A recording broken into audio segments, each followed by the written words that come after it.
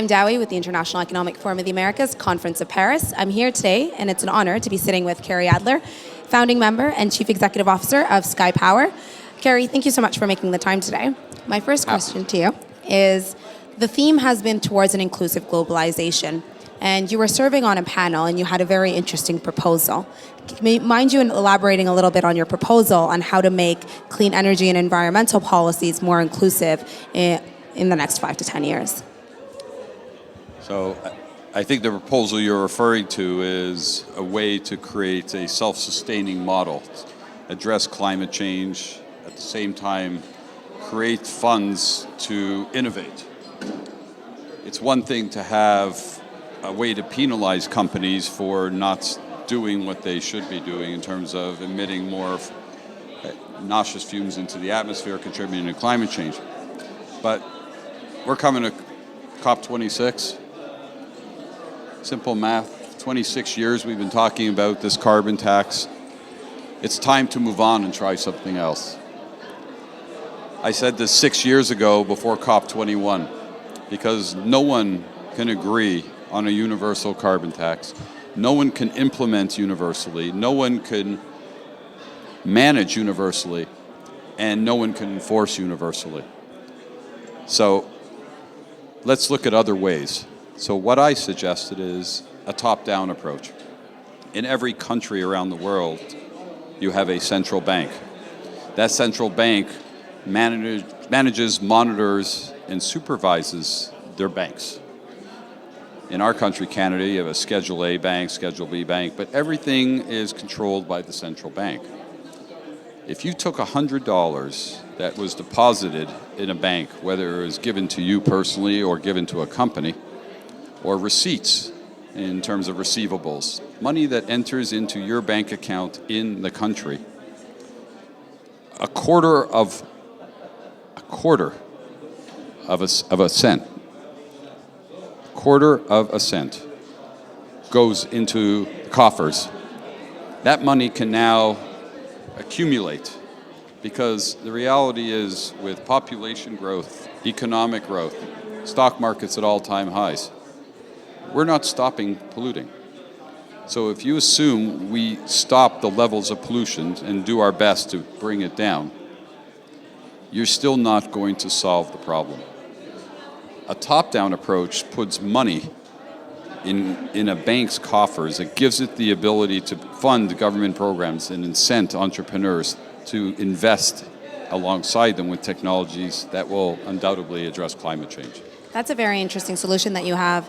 Do you believe that we can only get towards an inclusive globalization through a monetary perspective, or are there other avenues that are possible? Because there has been a public discord with globalization, and we've seen it with the rise of Brexit in the US and whatnot. And oftentimes, yes, it is monetary, but do you think monetary instruments or a restructuring of how we view monetary instruments is the only viable way to make globalization more inclusive? I just want to make sure I understand. With respect to climate action? Climate, as well as social and humanitarian aspects, right? Because they're all intertwined in one way or the other. Well, if you look at the SDGs, all 17 of them, they all address the challenges we face as humanity. When you microanalyze how they all intertwine, it's all part of one fabric. We're humanity. You know, I live my life colorblind, because to me, we're all human at the end of the day. It doesn't matter if you're a head of state or if you're someone who's helping people get their seats at this wonderful event. At the end of the day, we're all the same. We all have the same wishes, dreams, and desires. The question is, how do you marry together all those dreams, wishes, and desire into one solution that allows people to feel that they're part of a global fabric? I think we're well on our road to equality, diversity. Look, you take something as simple as a plastic straw, okay? In countries around the world, they are proactively outlawing the plastic straw. As an average human being, an individual who knows nothing about, emissions, I don't even know. I gotta tell you, 16 years in the renewable industry, I don't even know how you measure What is carbon tax measured on? What is a ton? Are we talking a metric ton, an imperial ton? I mean, I'm just trying to make an example that a straw people understand. And that straw is universal. So one of the initiatives that Skypower is proud to be behind is something we're launched recently called POP, Protect Our Planet. Okay. And Protect Our Planet, basically the word pop is universal. So you could be a pop star, you know, someone who is not protecting our planet, you know, anti-pop, right? You got to give the global community something they can gravitate towards. And this is something I've shared with my friends at the UN. If you took 1,000 students between the age of 16 and 21, you would be amazed if you found more than 15% understand what a sustainable development goal is. So while we all sit in the room and talk about taking action and globalization and all these buzzwords, it's like a bunch of engineers sitting together. Yeah. We get it. But we're not educating. And this is what Jeffrey Sachs says. He's my favorite, and he's the most brilliant economist. He says, education is key. And we've had debates, because I'm like, yeah, you can have an education, but if you don't have heat and you don't have lights, how do people get educated?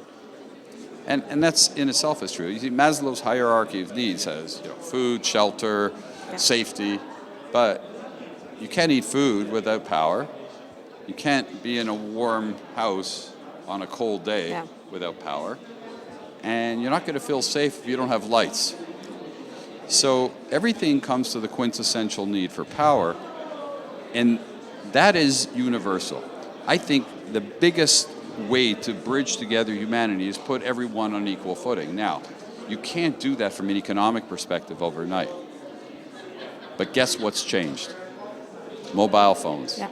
Mobile phones allow you and me and everyone else around the world to be interconnected to this global fabric.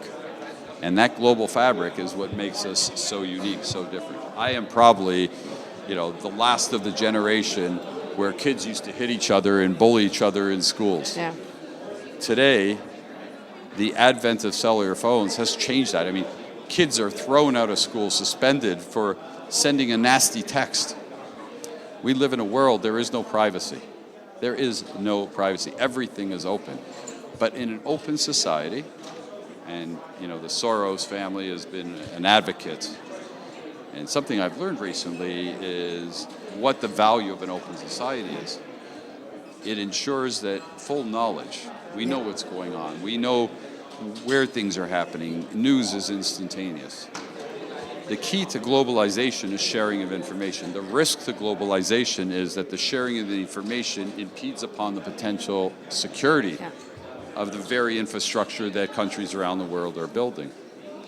But religions aside, and you know, people's background and ethical upbringing aside, the one thing we share in common is we've all learned how to effectively communicate. Yeah. And the mobile telephone has been, it's a curse and a blessing. That's interesting. I'm going to switch gears just a little bit. I'm going to focus on Skypower.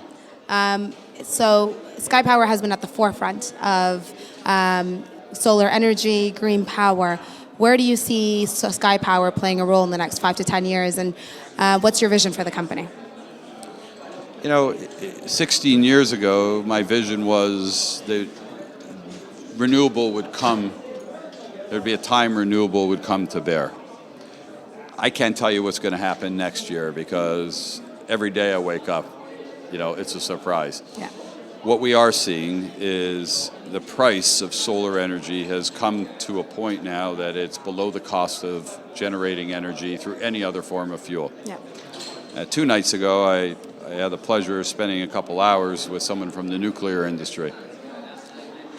And at the end of the conversation, he said to me, I'm only 2 years away from retirement. And he's very happy, because when solar energy can be generated at 3, 4, 5, 6 cents over an extended period of time, we have found a way to insure the sun. Yeah. So we insure the sun, we build parks, we give energy.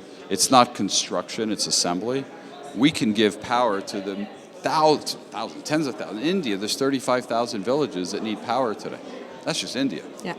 So if you can give power to children, to families, and allow these kids to get educated, as Jeffrey Sachs would say, to learn and be part of the fabric of society, that's where I see Skypower continuing its efforts. The challenge, which has always been since the day I started in this industry, is the cost of capital, access to capital, risk around that capital.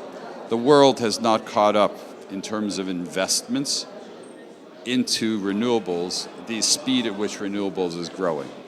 So that will continue to be the challenge. But there are solutions that we are working on to address that. And my final question, because I know you're short on time, is how do you see conferences like this being a critical component in pushing the dialogue of discourse or pushing the envelope of discourse further?